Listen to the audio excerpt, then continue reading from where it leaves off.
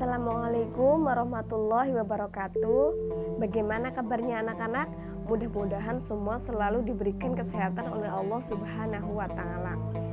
Ya, pada kali ini kita akan belajar pelajaran SKI di bab 4, yaitu tentang mengetahui masa kanak-kanak Nabi Muhammad SAW. Pada bab ini, pelajaran dibagi ke dalam dua sub. Yang pertama, kelahiran Nabi Muhammad SAW. Kemudian yang kedua, Nabi Muhammad dalam masa asuhan. Kali ini kita akan belajar mengenai kelahiran Nabi Muhammad SAW. Mari kita simak bersama-sama pembelajaran berikut. Nabi Muhammad merupakan putra dari Abdullah bin Abdul Muthalib dan ibunya bernama Aminah binti Wahab. Nabi Muhammad adalah anggota dari kabilah Bani Hashim, yang mana Abdullah juga merupakan anggota yang berasal dari Bani Hashim. Sedangkan ibunya Aminah berasal dari kabilah Bani Zuhroh, yang mana kabilah Bani Hashim maupun Bani Zuhroh merupakan kabilah-kabilah dalam suku Quraisy.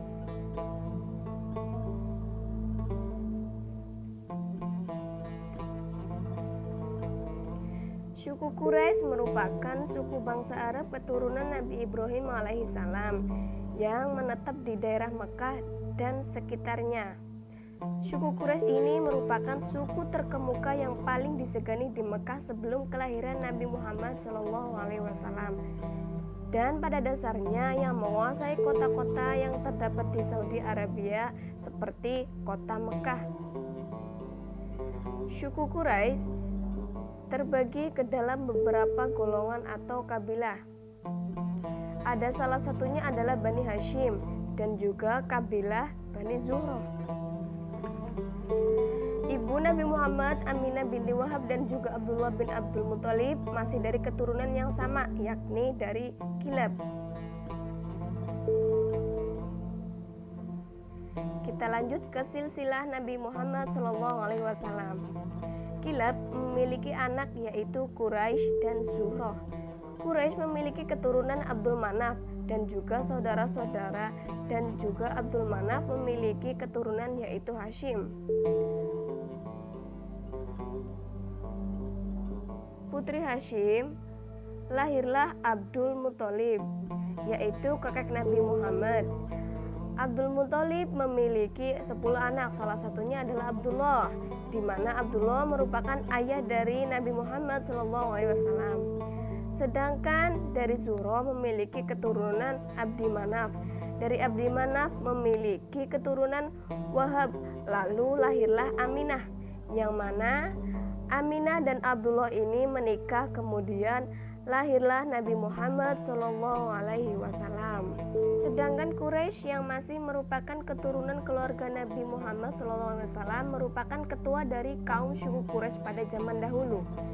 Kakek Nabi Muhammad yaitu Abdul Muthalib memegang jabatan yang penting dalam suku Quraisy, yaitu beliau memegang jabatan sebagai Sikoyah atau pengawas sumur Zam-Zam, di mana tugas Sikoyah adalah menyediakan air yang dibutuhkan oleh para pengunjung Ka'bah.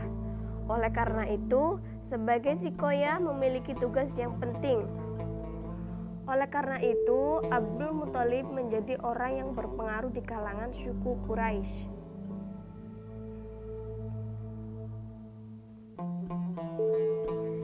Abdullah meninggal dunia ketika mengikuti kafilah dagang ke Syam dan jatuh sakit, kemudian meninggal dunia di kota Yasrib yang sekarang dikenal sebagai kota Madinah.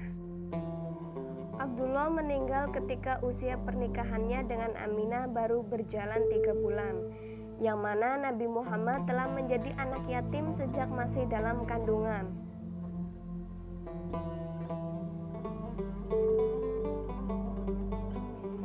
Lanjut, masih ingatkah anak-anak dengan peristiwa Perang Gajah? Ya, pada saat Perang Gajah terjadi, Aminah binti Wahab melahirkan seorang laki-laki yaitu Nabi Muhammad. Ia lahir pada waktu menjelang malam, pada hari Senin, tanggal 12 Rabiul Awal tahun Gajah. Mengapa disebut tahun Gajah?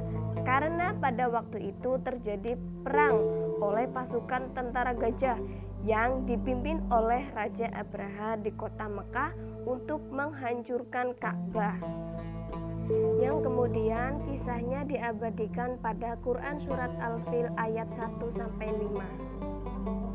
Itulah mengapa kelahiran Nabi Muhammad disebut dengan tahun gajah. Kita ulangi lagi, Nabi Muhammad lahir pada hari Senin tanggal 12 Rabiul Awal tahun gajah atau bertepatan dengan tanggal 20 April tahun 571 Masehi. Ketika Abdul Muthalib atau kakek Nabi Muhammad mendengar bahwa Aminah telah melahirkan seorang anak laki-laki, Abdul Muthalib begitu sangat senang dan gembira ketika mendengarnya. Semua orang Quraisy yang hadir pun ikut bahagia. Kemudian Abdul Muthalib memberi nama cucunya yaitu dengan nama Muhammad, yang artinya orang yang terpuji. Abdul Muthalib berharap dengan diberikannya nama ini cucunya kelak menjadi orang yang terpuji di seluruh dunia. Alhamdulillah, pembelajaran pada kali ini sudah selesai, yaitu tentang kelahiran Nabi Muhammad SAW. Pembelajaran selanjutnya kita akan bahas pada minggu depan, yaitu tentang Nabi Muhammad dalam masa asuhan. Jadi cukup sekian pertemuan kita pada hari ini. Apabila ibu banyak salah, ibu mohon maaf yang sebesar-besarnya. Akhirul kalam, wabillahi taufiq wal hidayah. Wassalamualaikum warahmatullahi wabarakatuh.